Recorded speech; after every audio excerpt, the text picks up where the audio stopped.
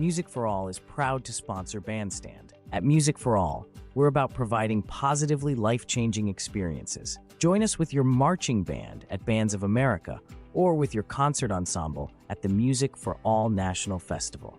Students can audition for our honor ensembles or attend camp at the Music for All Summer Symposium, featuring the Sweetwater Director Academy, an amazing week of professional development for directors led by Dr. Nola Jones. Learn more at musicforall.org.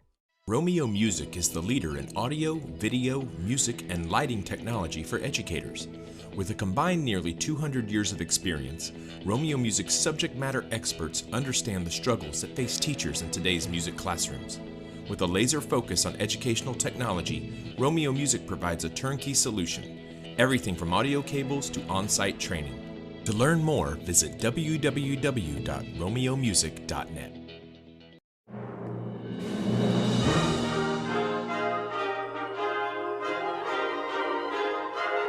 Hello, and welcome to Bandstand, the official podcast of the Tennessee Bandmasters Association. I'm your host, David Adelit, and I hope you'll join us on a journey through the past, present, and future of bands in Tennessee. We'll delve into the rich history of Tennessee bands, uncovering the hidden gems and legendary figures who shaped the state's band landscape. We'll survey the present, where you'll meet the movers and shakers of today, gaining insights from their expertise and experiences. And we'll gaze towards the future, exploring the exciting possibilities that await Tennessee's school bands.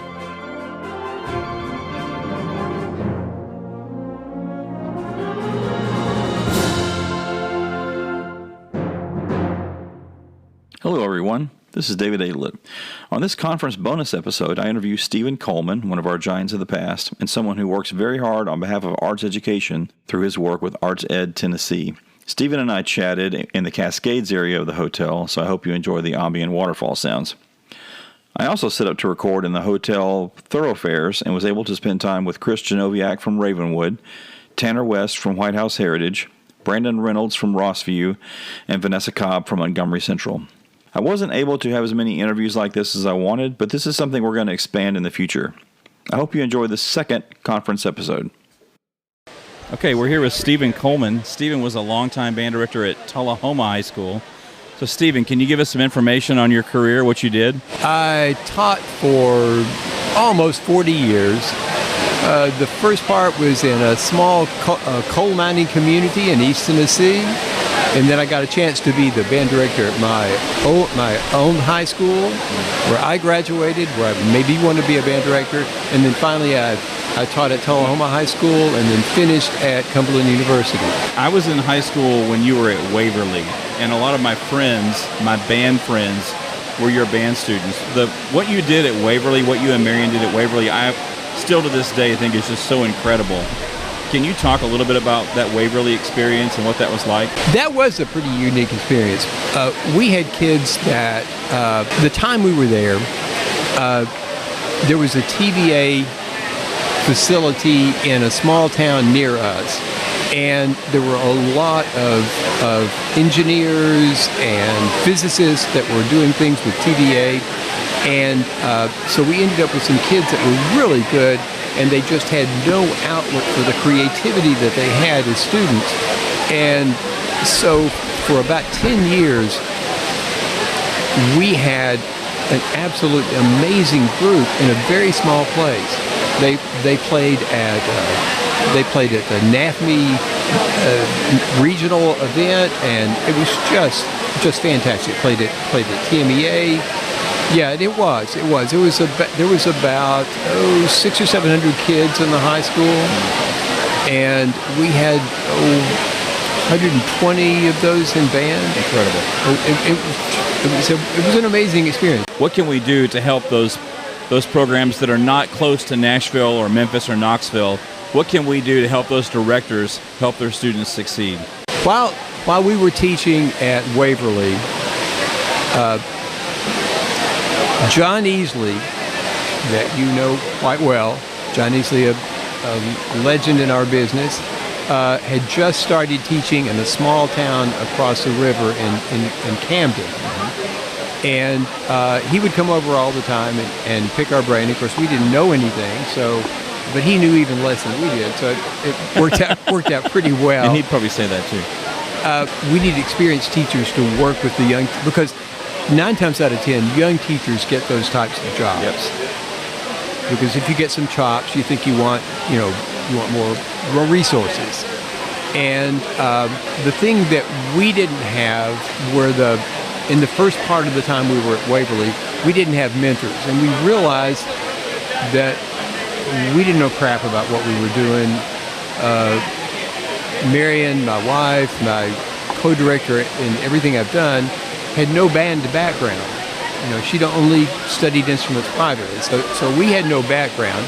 But fortunately for us, Christian Brothers High School, the legendary high school, the first high school band in the country, Ralph Hell was the band director.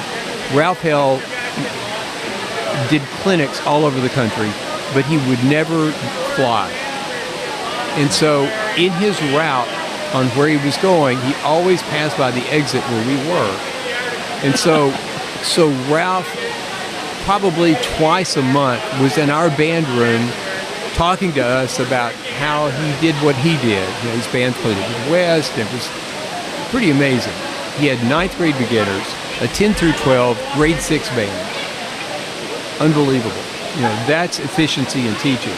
And so he made a big impact on us. And then anybody that's gone to Tennessee Tech knows that there was a pretty famous tuba ensemble there. Or if you know anything about Tennessee Tech, the genesis of the idea for that tuba ensemble came from a man named Jim Garrett. He wrote music for the tuba ensemble under the pen name of Pierre Garbage. For real. And Jim was an unusual man, but his ideas on how to teach brass, he'd studied with Bill Bell, the famous Bill Bell, the famous tuba instructor. He had studied with him, and he had such a knowledge of how to teach all brass instruments. And so we learned a lot from him. So what we had at Waverly was something that most people that teach in rural areas don't get. We had 2 amazing mentors. And if we want to improve the quality of what's happening in the rural areas, we have to remember those directors a lot of times just don't have the time to drive a couple of hours to a meeting. So we have to, as professionals, be reaching out to them. Okay, so who are you? Where do you teach? And what do you like about the conference? My name is Chris Janowiak. I teach at Ravenwood High School. And what do I love about the conference? It's just a great way for us all to get together and see each other. There's not very many events where we get to do that. And the sessions this year, kind of legit. It's been a lot of fun. Is there one in particular you've enjoyed? No, that would be unfair to all the presenters, but I've really enjoyed the sessions with Peter Boonshaft and Scott Casagrande. Both were really awesome. I know you'll agree with me on this because you and I have had this conversation, but it's so important for us to have those national level presenters here in Tennessee for us to raise expectations for our directors and students and parents so that Tennessee can come out of COVID and achieve things that we've never achieved before as a state. Would you agree with that? Retweet. Yeah. Yes, I do agree. Yeah, good. I think that's really important. And we're really sad, Chris, because we're sad and glad. We're glad for you because you're going to make a move back to Michigan with your family, which is wonderful. But we're also sad because we're losing an incredible teacher in our state, somebody that makes us better. Do you have any comment about any of that? No, man. I mean, I think those of us that are invested heavily in our kids, we make all of our decisions for other people's kids, and it's just time that I make decisions for my own kid, and so that's why we're doing it. So, that's great. Good job. And just really quick reflection on your national festival experience with the Ravenwood Wind Ensemble. The best experience I've ever shared with my students by far. Just top down, the entire experience from the pre-festival communications to on-site to the accommodations and meals and clinics and clinicians and the other bands that we saw. It's top-notch, and my kids are better now than they were going into the festival. So I can't recommend that experience to other directors enough. It was absolutely wonderful for our kids and community. Yeah, I hope more groups in Tennessee will begin to take advantage of that. There are a few groups across the state that have played at that festival, and we would love to see that number double or triple in the next few years. So if you're out there and you're thinking about what's next for you, then please put the National Festival, the Music for All National Festival, on your list, not only because they're a sponsor of this podcast, but because they just provide such incredible opportunities for students and directors. Absolutely. We're going now. Okay, Tanner West, this is your first year teaching. You're at White House Heritage. You are a UT grad, is that right? That's correct. I'm not. So should I say Vols for life or anything like that? Like what's the handshake for UT grads? Go Big Orange, Vol for life, go Vols, whatever fits the bill. Okay, so Tanner, give us a quick story about you. What is your background? Well, I am from the Metro Nashville area. I graduated from Antioch High School in 2017. I was a former student of Chris Janowiak, and I then went to University of Tennessee and started in music education, tuba player, and was in the tuba studio. Had a really good time in that program, and by the way, I've just loved to see how that program has progressed, and especially that wind ensemble. They had an incredible concert Wednesday night, I graduated and got my first job at White House Heritage High School. It's been an incredible experience, and I love being in front of those kids every day, and we're just learning so fast together, and I think that's a super special thing. So I think we're talking about putting together an episode that maybe pairs a few first-year teachers with some young college undergrads that have just finished student teaching that are about to go out into the workforce. Yeah. If we get a chance to put that podcast together, what would be your main message? Oh, man, there's so many right now that come to my mind. I think, excuse me, new to the podcasting thing. I think number one, you need to go to these conferences, even if you don't have a kid here. If you don't have a student here, by all means, that I would almost urge you to go even more, just to pop in on the rehearsals, see what that process is like, bring that back to your kids, and give them something to look forward to and something to work towards too. Also, there are so many people out here that are willing to help you and willing to buy into your vision and just give you little tidbits of their experiences that they've had. It is invaluable to just sit here in the middle of Opryland and chat with the David Adelitz and the John Easleys and you just delete that part. Well, you might. You get to connect with these people. Yeah. You get to connect with people that that you need to know and you need to learn from, and always just try to take something away from experience that you've had, whether it's it could be a positive or it could be a negative. Just make sure that you have an experience to learn from. It's great. Very good. Yep. Very good. It's been awesome. Hi, I'm Brandon Reynolds. I'm the Director of Bands at Rossley High School in Clarksville, Tennessee, here at the TMEA Conference. It's been a really awesome conference this year. There have been a lot of really great informative and inspiring sessions and performances. Very good. Is there anything in particular you can take away? Like, what will you do on Monday differently because of the conference? I'm going to start from the top down with restructuring my rehearsals. I've learned a ton of great strategies and things from Peter Boonshaft this morning. Can you talk about one or two maybe? One thing was his implementation of nonverbal signals and how to embed it into rehearsals to where now you don't even have to say anything, you just do the signal and go. And another strategy of his that I really liked was the scattering of different sections and embedding them to help with blend and overall sound. Very cool. Those are great tools that I'm sure will make your band much better on Monday. Yeah. Hey, thanks for being on. Appreciate it. Thanks, David. I appreciate it. Okay, so we're here with Vanessa Cobb. Vanessa, give us your life story here. My life story. I currently teach at Montgomery Central High School in Cunningham, Tennessee, which is part of the Clarksville-Montgomery County school system. This is year 3 for me there. Just having a really good time with some great kiddos. Really blessed with my students, and they work hard for me. So, what's been the best thing about the conference this year? I think for me is I love the networking and learning from people that are way better than I am, and hearing their stories and what works for them. And Chris Lowry gave a great PD this morning on starting students in high school, which is something I feel like maybe I should do, the beginning band and the high school level. So that was really cool to look and see how he does that. How did he's right over there actually, so we could bring him over. Bring him over. So what is your takeaway from that? I mean, what was the thing about his presentation that was the most meaningful for you? I think it just opened my eyes that maybe I need to do it in my school. I mean, we're not a very big school. We have 1,007 students.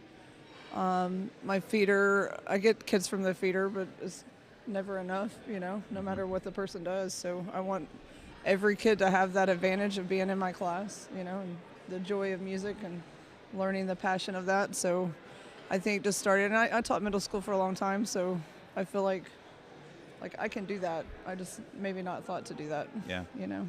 And plus there's always those kids who are friends with band kids. Yeah. It's a way for them to onboard and be in your program and be with their friends. Yeah, he talked about that. Like, a lot of kids just end up being in your band room anyway, so why not put them on an instrument? That's great.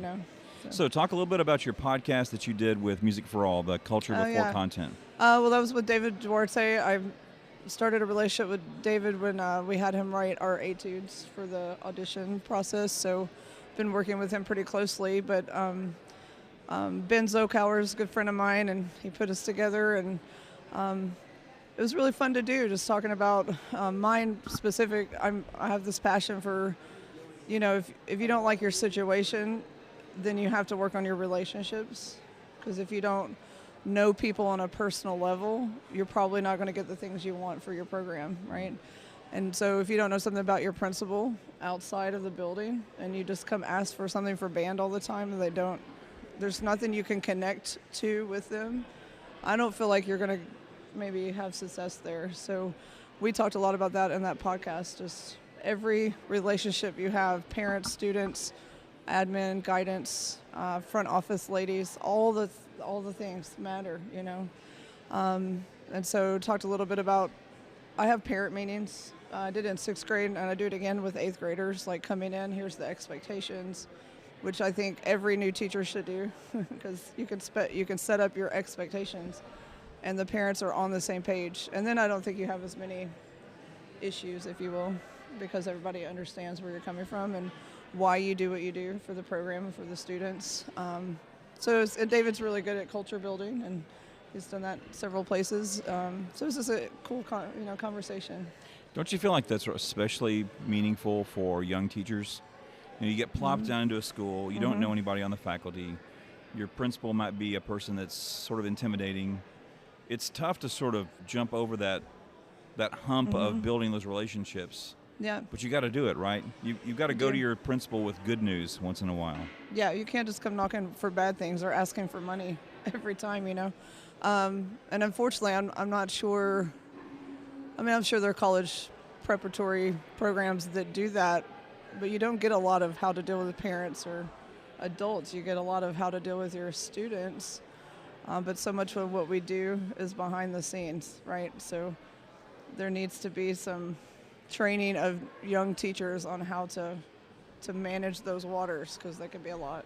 And even just learning to speak the language of people that don't know band. Correct. You spend time as a music major, and you can talk about which is your favorite Beethoven symphony with all your friends and colleagues, but suddenly you're in a faculty meeting and you're the only one that can pronounce Beethoven. And so learn to reach out perhaps and if you're a sports person, then you got to about talk football, in their language. I actually just did that with our football coach. Whatever the hottest series is on Netflix, watch it and be able to have those conversations with people that are non-band folks. Would you agree? I absolutely agree. We just, we did that Music for All thing at Belmont last Saturday, and I scheduled a rehearsal in our theater. We have a weird theater. It's like an aux gym theater together, and we have a new football coach, and he had scheduled some things in the aux gym, but if we're both in there, neither one of us can hear. So I had to go to him. I'm like, look, this is a really big deal. He's like, oh, this is like a game. I'm like, it's a big game. It's like, for me and my kids, it's like state championship, and I really need this rehearsal. So can you please move? And he was fine, But when you talk about it in his terms, he understands. That's so smart. That's right. Reach out and find ways to communicate that are beyond just sort of our normal lingo. Yep. Very good. Well, thanks for stopping by, Vanessa. Yeah, thanks for I know you're asking doing me. a great job there. How was the Belmont experience? That was amazing. It was truly amazing. And I think I heard that he's going to maybe try to continue it. So I would encourage those that maybe don't think their group is ready to, it's no better time. Yes. We had Richard and Cheryl Floyd, which I've interacted with at the summer symposium. So I knew what my kids were about to experience was going to be amazing, and it truly was amazing. And they were on the edge of their seats the whole clinic, and it was, just, it's kind of like what the state festival used to be, and there's no like pressure of a score. It's just feedback, like, how's my group really doing with two of the best people, that you could ask for. How did you learn to be vulnerable, Vanessa? I had good teachers. Greg Wolnick, I'm a student of his, and one of the things he tells his students is get people in the band room and don't be afraid to do that. And then I had John Schnettler, who's a really great friend of mine now, who just constantly pushed me to be better. And I've just always had this, like, I don't know, sometimes I see people and they get towards the end of their career and they get a little disgruntled, and I just don't want to be that way, And I want to be the very best version I can be of myself for my students, Fantastic. All right, thanks for being on. Appreciate it very much. Thanks for listening to Bandstand. If you have topic suggestions or need to get in touch with us, email us at tbabandstandpodcast@gmail.com.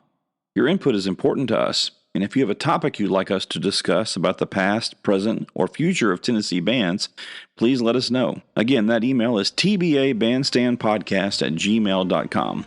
Right now, we're broadcasting on Spotify and YouTube, so please subscribe, review, and rate.